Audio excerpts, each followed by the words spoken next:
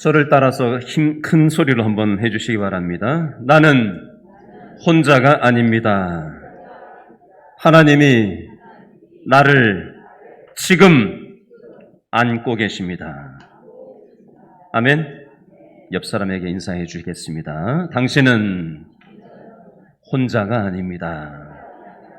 하나님이 당신을 안고 계십니다. 손을 이렇게 하시고 잘 오셨습니다. 앞뒤 좌우로, 앞뒤 뒤로 확 몸을 돌려서 인사해 주세요. 2022년도 세계 행복 보고서를 보면요, 우리나라의 행복 지수는 OECD 경제협력개발기구에 가입된 38개 나라 중에 36위를 차지했습니다. 우리나라의 경제 규모는 2022년도에 세계 12위의 경제 대국으로 발전을 했지만 우리나라 국민은 행복하지 않다라는 결과가 나온 겁니다. 지난 4월에 조사 전문 기관인 K-STAT이라는 기관에서 한국 사람들이 생각하는 행복의 조건이라는 보고서가 나왔는데요. 우리나라 사람들이 생각하는 행복의 조건을 이렇게 순위를 매겼습니다. 물질적인 측면에서는요, 첫 번째 요인이 고정적인 수입이 있어야 된다. 그래야 행복하다. 두 번째는요, 안정된 직장이 있어야 행복하다. 3위는요, 집이 있어야 행복하다. 비물질적인 측면에서는요, 1위가 건강해야 행복하다. 2위는요, 가족 행복이 중요하다.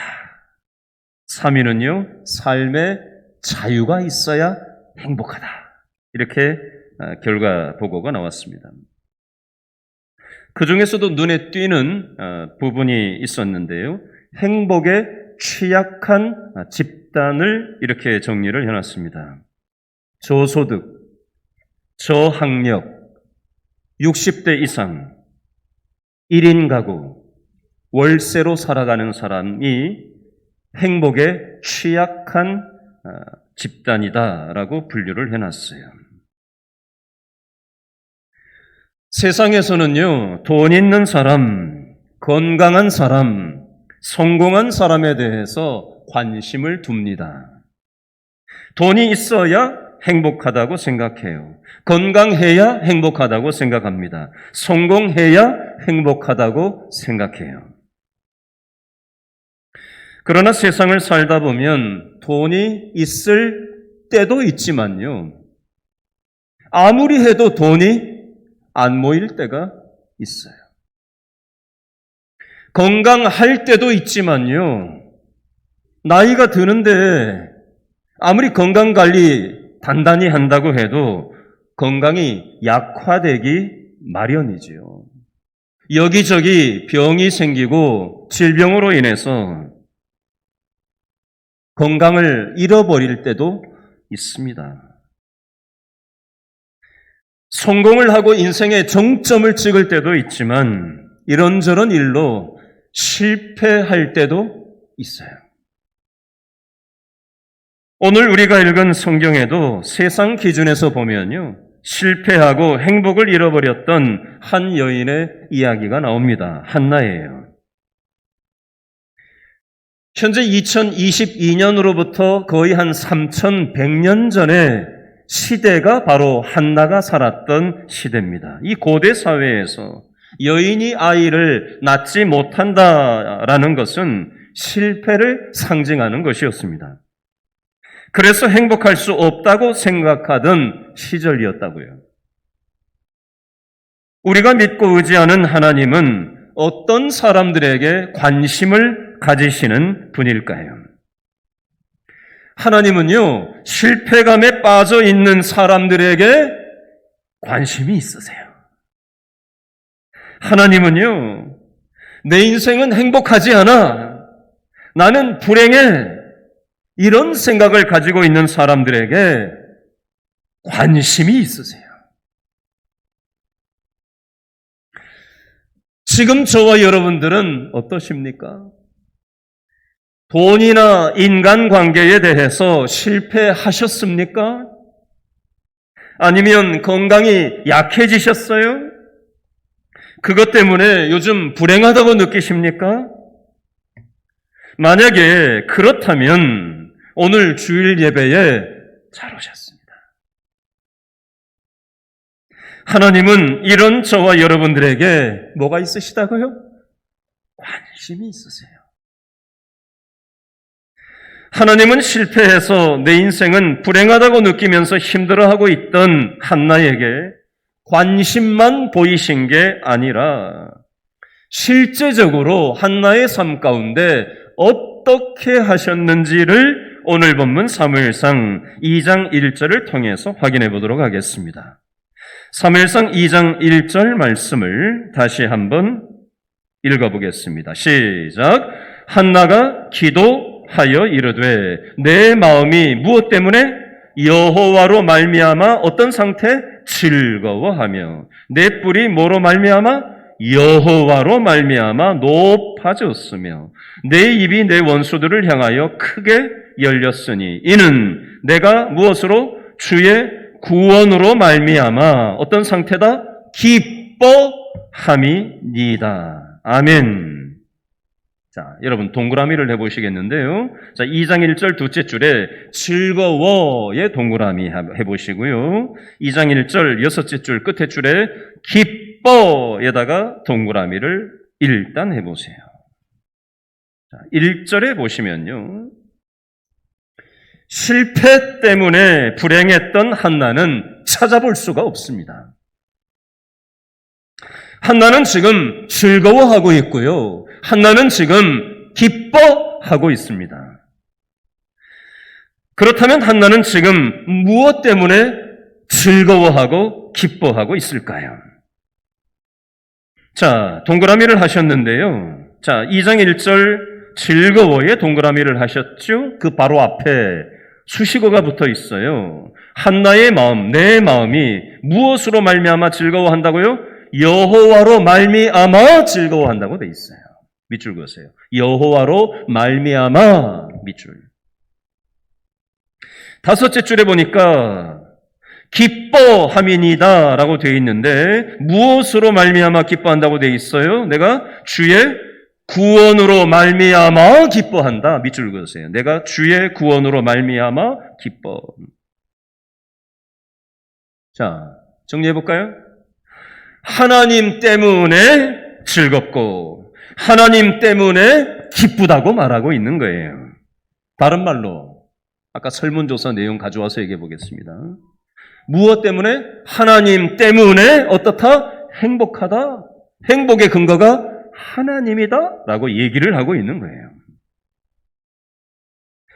여러분 성경을 읽다가 보면요. 수도 없는 많은 신앙의 선배들이 자신의 인생 경험을 성경에서 표현을 하고 있는 내용들이에요.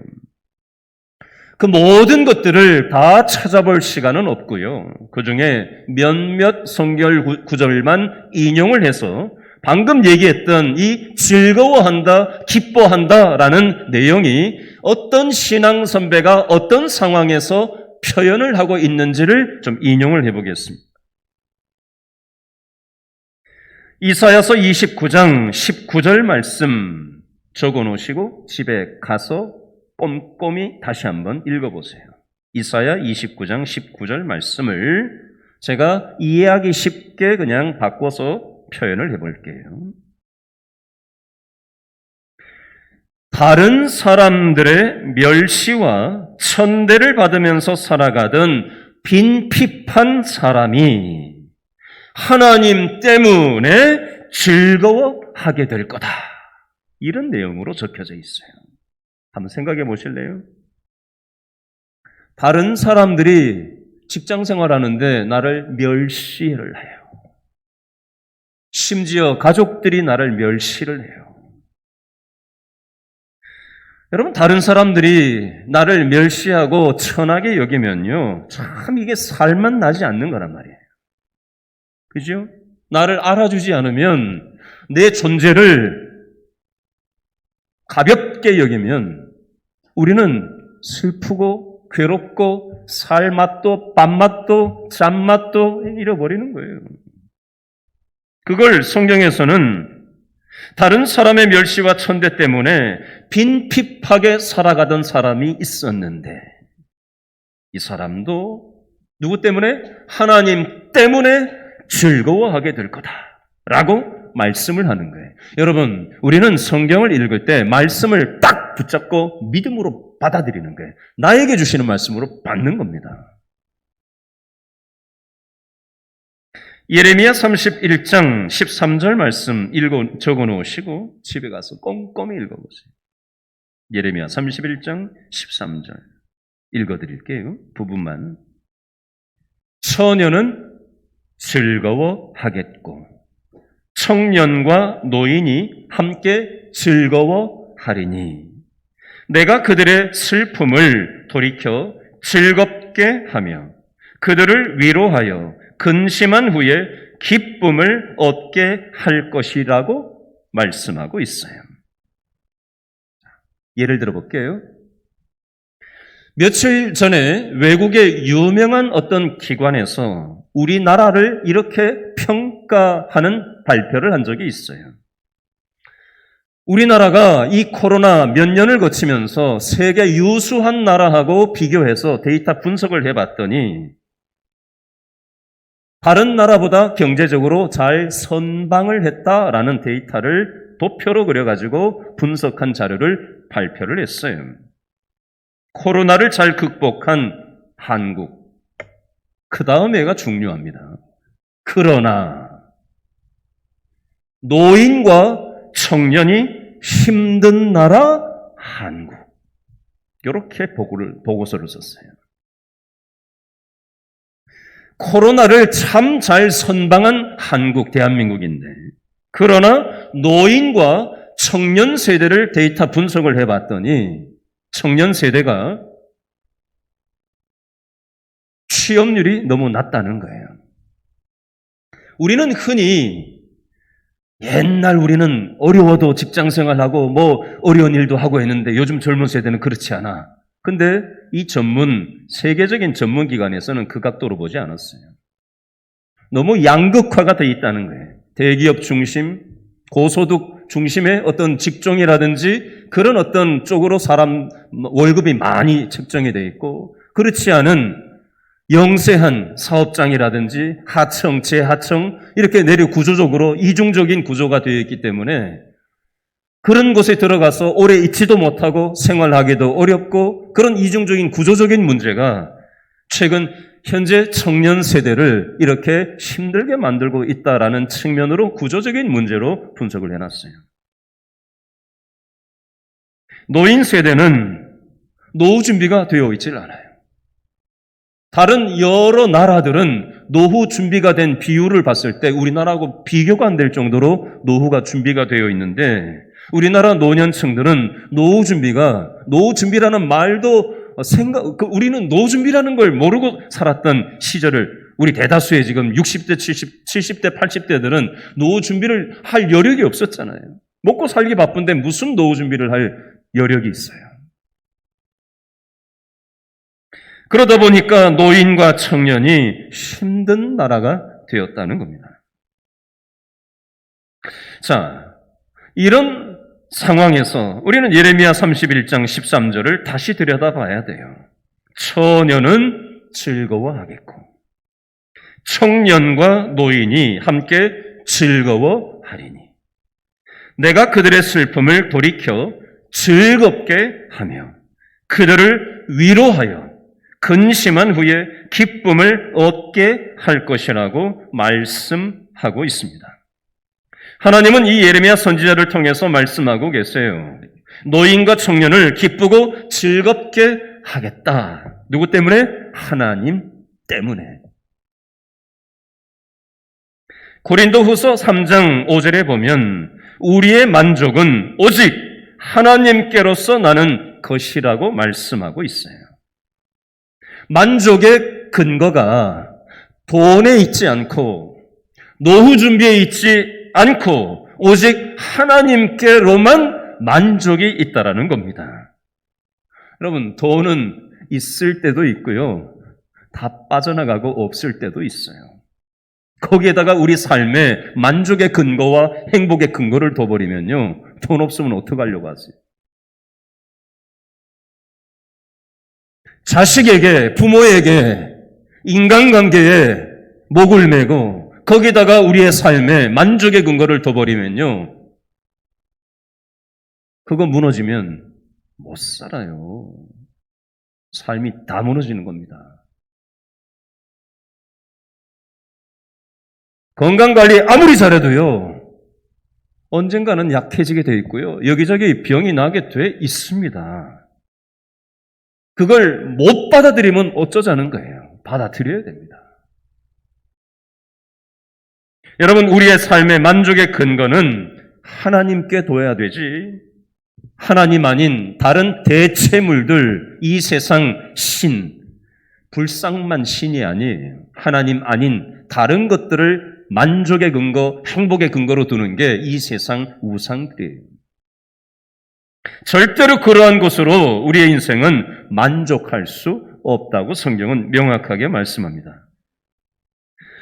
여러분, 하나님 때문에 기뻐하고 하나님 때문에 즐거워한다는 말씀은요, 신앙생활을 하면 항상 좋은 일만 생기기 때문에 기뻐하고 즐거워한다는 뜻이 아니에요.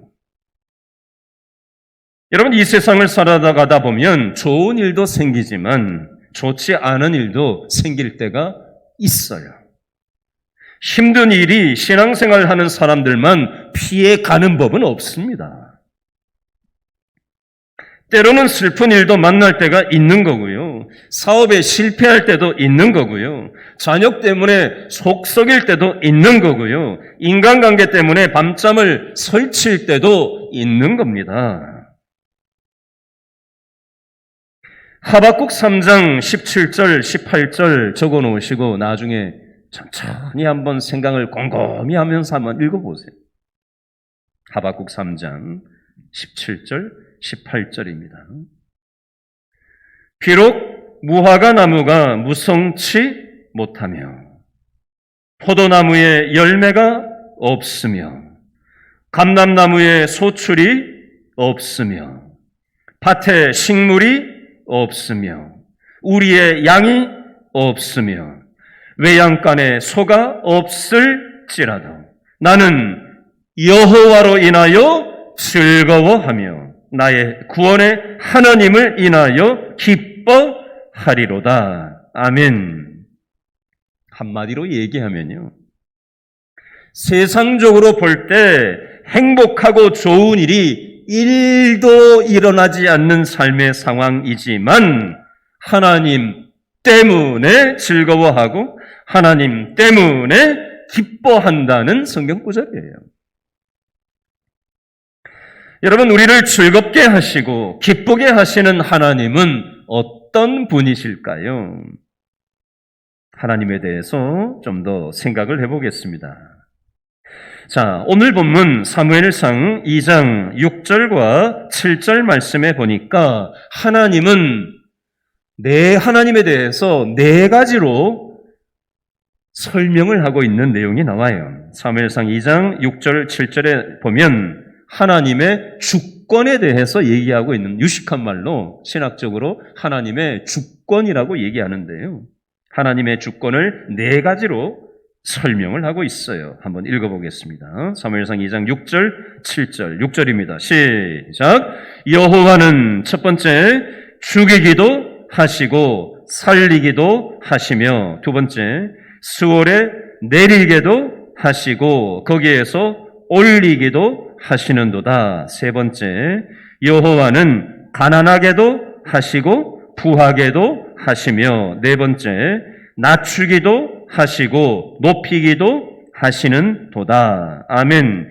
하나님의 주권 첫 번째는요, 6절에 죽이기도 하시고 살리시기도 하신다. 사람의 살고 죽는 것이 누구 손에 달려있다?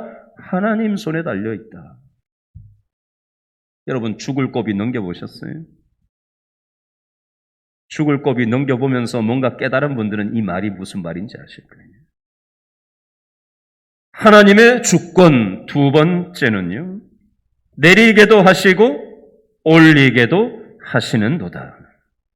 존귀하게 처해질 수도 있고 비천하게 낮고 천하게 살아갈 때도 있어요. 하나님의 주권 세 번째, 가난하게도 하시고 부하게도 하시며, 찢어지게 가난함을 겪을 때도 있고, 야, 내가 어떻게 이렇게 부자가 됐나 싶을 때도 있어요. 하나님의 주권 네 번째, 낮추기도 하시고 높이기도 하시는도다. 아주 그냥 구렁텅이로 떨어지는 것만 같이 낮아지는 때가 있고요. 또 하나님이 야, 내가 어떻게 이렇게 높아졌나?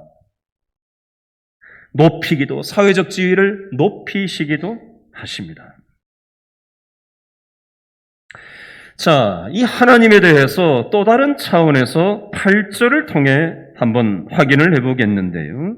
자, 사무엘상 2장 8절 넷째 줄 끄트머리에 보니까 땅의 기둥들은 누구 거다? 여호와의 것이라. 여호와께서 세계를 그것들 위에 세우셨도다. 여기 기둥이라는 표현이 나오는데요. 기둥이 누구 거다? 하나님의 거다. 하나님이 세상을, 세계를 기둥 위에, 하나님의 기둥 위에 이 세상을 건축, 건설, 만드셨다라는 표현이에요. 자, 예를 들어 보겠습니다.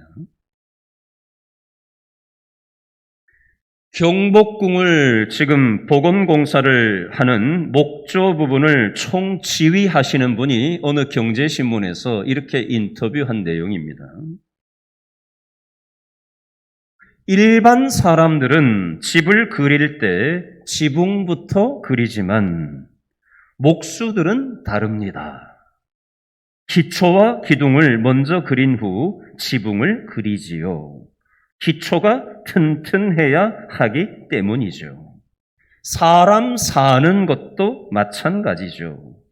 기초부터 차근차근 쌓아 올라가야 흔들림이 없습니다. 여러분, 집을 지을 때 기초 공사를 제대로 튼튼하게 해야 됩니다. 일본 같은 데서는 집이 지금 수백만 채가 주인 없이 남아있다고 하는데, 1엔 뭐 한 몇백 원, 100원 정도 되는 돈을 주고 들어오라고 해도 사람들이 안 들어간대요. 왜 그러냐면은 그 동네는 목조 건물이 많고 지진이 많이 있는 동네다 보니까 내진 설계가 안 돼 있는 이 건축물, 목조로 된 건축물은 지진 오면 그냥 무너지거든요. 그리고 그 지진 나가지고 월세로 살다가 지진 난 그 건물을 수리하는 비용을 월세하는 가입한 사람들이 다 물어야 되기 때문에 빈집이 그렇게 많다고 합니다. 여러분, 기초공사, 이 내진 설계를 하는 게 중요하듯이 저와 여러분의 인생에도 이 인생의 지진이 왔을 때 인간관계에 지진이 올 수도 있고요. 건강에 지진이 우리의 인생을 흔들어 놓을 수도 있고요. 돈 문제가 우리의 인생의 지진처럼 다가와서 우리의 삶을 쥐고 흔들 수가 있어요. 그런데 내진 설계가 제대로 안 돼 있으면, 기초공사가 제대로 안 돼 있으면 한 방에 그냥 나가 떨어지는 거예요. 그래서 오늘 사무엘상 2장 8절에 보니까 인생을 어디에다가 기둥을 세워야 된다고 하는 거예요? 하나님을 우리의 인생의 기둥으로 삼아야 된다는 얘기를 하는 거예요. 하나님이 이 세상을 설계하신 설계자이시고, 하나님이 우리 인생의 기초가 되시고 기둥이 되시고, 하나님께 우리의 만족의 근거를 두고 하나님께 행복의 근거를 두면서 살아가는 인생은, 하나님 때문에 즐겁고 하나님 때문에 기뻐하는 인생은 돈이 날아가도, 건강이 약해져도, 인간관계가 어려워도 흔들리지 않고 하나님 때문에 여전히 기뻐하고 하나님 때문에 여전히 즐거워하는 삶을 중심을 잡고 살아갈 수 있다라고 말씀하는 겁니다. 자, 하나님의 주권 첫 번째 6절에 보니까 여호와는 어떻게 하기도 하고 어떻게 하기도 하신다. 6절에 죽이기도 하시고 살리기도 하시는 게 하나님의 주권이라고 그랬어요. 예를 들어보겠습니다. 신명기 32장 39절에도 보면요, 유사한 내용이 있는데요. 자, 요거 얘기해놓고 예를 드릴게요. 신명기 32장 39절입니다. 부분만 읽습니다.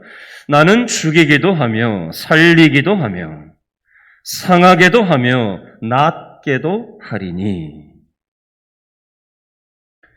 전라도 광주에 가면 광주 서림교회라는 대한예수교 장로회 통합 측 교회가 있어요. 그 교회 담임 목사님이 송재식 목사님이라는 분인데요. 이분이 3번 죽다가 살아나신 분이에요. 포항 중앙교회 가서, 제1교회인가 중앙교회 가서 간증하신 내용 정리된 걸 제가 요약판을 읽어봤는데요.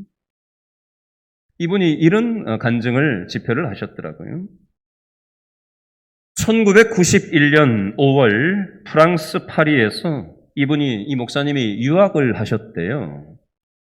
근데 친구의 전화를 받고 급히 차를 몰고 가다가 횡단보도 앞에 신호대기가 딱 걸려서 멈춰섰는데, 앞서가던 차들에서 어떻게 오해를 했냐면 자기들을 쫓아서 추격하는 줄로 오해를 한 마피아들이 총을 난사를 했는데 15발 총알을 맞았대요. 그리고 정신을 잃었답니다. 그리고 무의식 상태로 일주일 동안을 보냈대요.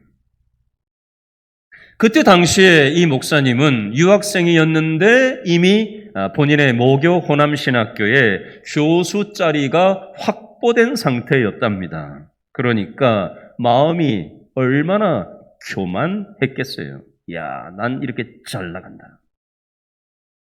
그런데요, 총을 15발을 맞고 피를 흘리면서 피투성이가 되어서 쓰러지면서 의식을 잃어가면서 이런 생각을 했답니다. 나는 여기서 이제 죽는구나. 나는 아무것도 아니구나. 이걸 깨달으면서 회개를 했대요. 담당 의사의 소견은 사망 확률이 75%이고 깨어나도 평생 장애인으로 살아가야 된다는 얘기를 했답니다.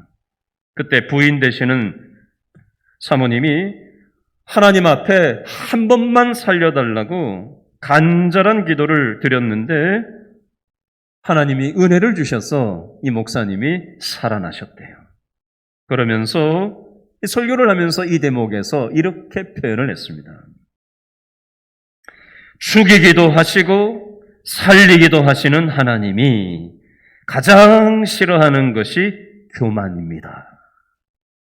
사울 왕이 교만해서 하나님께 버림을 받았습니다.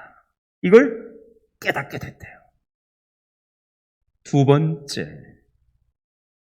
1993년에 귀국을 해서 2년 동안 호남신학교 교수로 학생들을 가르치다가 광주 서림교회에서 담임 목사로 청빙이 돼서 10년 동안 담임 목사를 하다가 2003년도에 갑자기 소변에 피가 섞여 나와서 지역에 있는 병원으로 실려갔답니다. 급성 간염 진단을 받았고요. 서울 삼성병원에 와서 치료 불가능 선언을 받았답니다. 그리고 나서 제주도로 가서 펜션에서 요양을 하던 중에 말기 암 선고를 받고 이 펜션으로 요양 온 안산에 있는 안산제일교회 고훈 목사님을 바닷가에서 만나게 됐답니다. 비슷한 입장이잖아요. 두 사람이 함께 자기 상황을 얘기를 하고 서로 기도를 했대요. 서로를 위해서도 기도해주고. 그리고 나서 기적같이 간 병원균이 사라지고 3,200이던 간 수치가 50까지 내려와서 교회로 복귀할 수 있었다고 합니다. 이걸 겪고 나서 이 목사님이 하나님이 지난번에도 총 15발 맞고도 살게 해주셨는데 이번에 또 한 번 이렇게 살려주셨는데 그 은혜가 너무 감사해서 자기의 자아를 죽이면서 살았답니다. 처음에는 은혜가 충만했는데 두 번이나 살려줘 보세요. 얼마나 감격이 있겠어요. 그런데 시간이 사람이라 또 지나면 또 이렇게 싹 자아가 올라오는 거거든요. 그리고 나서 2011년 어느 날 뇌졸중으로 쓰러졌답니다. 이번에는 다시 일어날 수 없을 것 같다는 생각에 눈물이 멈추지를 않았대요. 말을 못하니까 말을 할 수가 없는 상태가 된 거예요. 뇌졸중이 와서 언어가 이제 멈춰버린 거예요. 그래서 맨날 줄줄 울었답니다. 말을 못하니까. 이 모습을 보던 아내 사모님이 울지 말고 살려주신 하나님께 기도하라고 얘기하더랍니다. 그러면서 100가지 감사 조건을 찾아보라고 하는데 감사할 게 없더래요. 여러분, 목사도요, 너무 힘들면 감사가 안 나올 때가 있어요.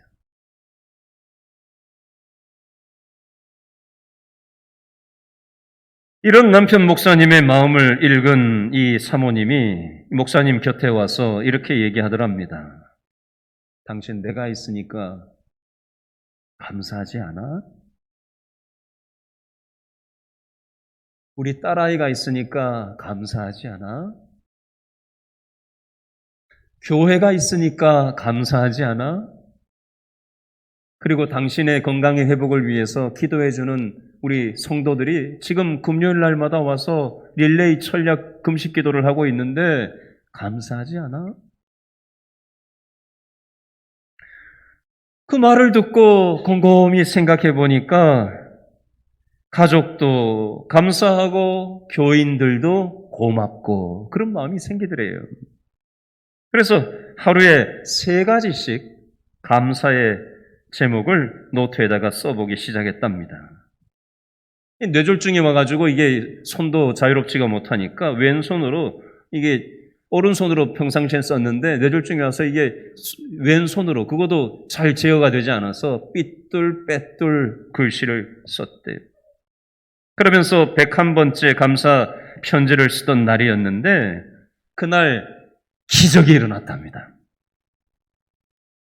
이 목사님이 화장실 거울 앞에서 오른손을 들고 성도들에게 축도를 좀 할 수 있었으면 좋겠다라고 화장실 거울 앞에서 기도를 하는 중에 손이 저절로 이렇게 올라가는 거예요.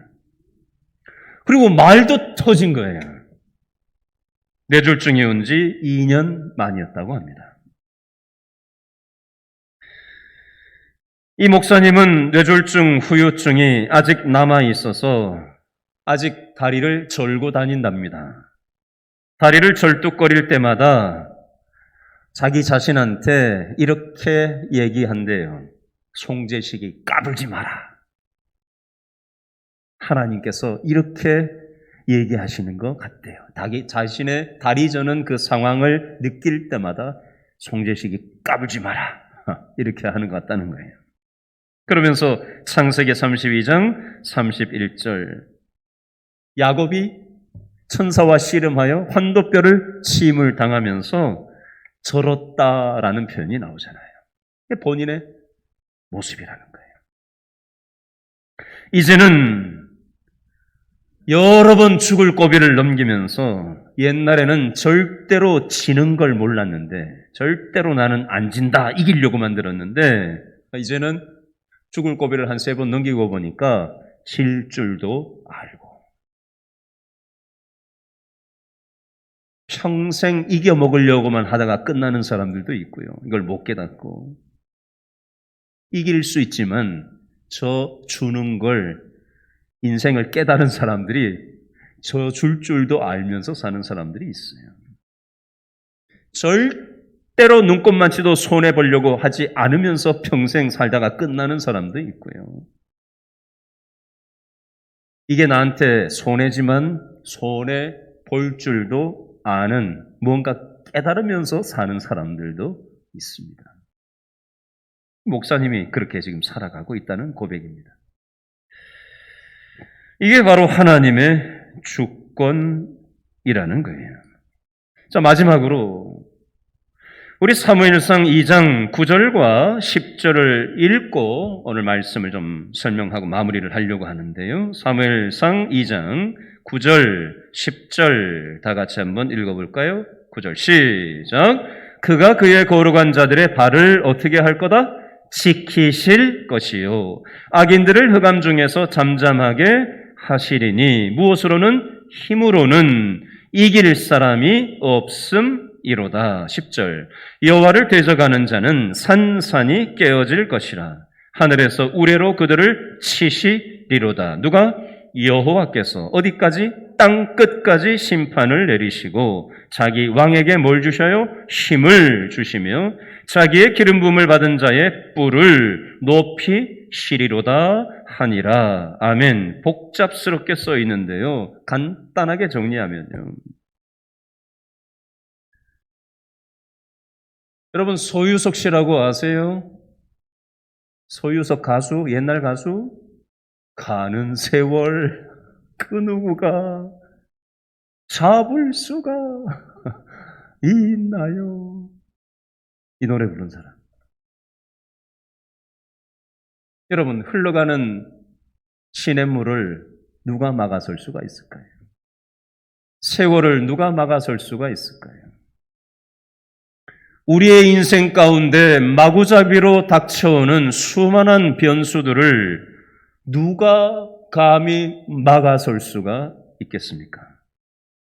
여러분, 이 세상의 모든 우리를 옥죄어오는 문제들, 인생의 가지가지 장애들, 우리를 반대하는 모든 것들을 우리 힘으로는, 인간의 힘으로는 제어할 수도 우리는 없는 연약한 존재일 뿐이에요. 사람의 힘으로는 한계가 있습니다.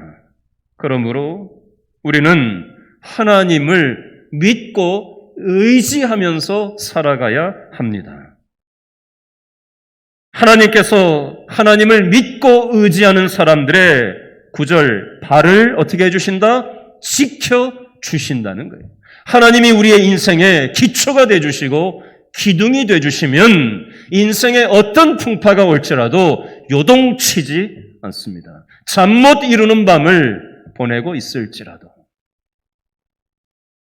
그것이 우리의 행복을 빼앗아가는 것처럼 보일지라도 우리를 쥐고 흔드는 것에 있고 없고에 의해서 우리의 행불행을 내주지 마시기 바랍니다. 우리의 진정한 행불행은 하나님께 우리의 인생을 맡긴 사람에게 주어지는 것입니다. 하나님 안에서만 진정한 만족이 있을 수 있습니다. 기도하겠습니다.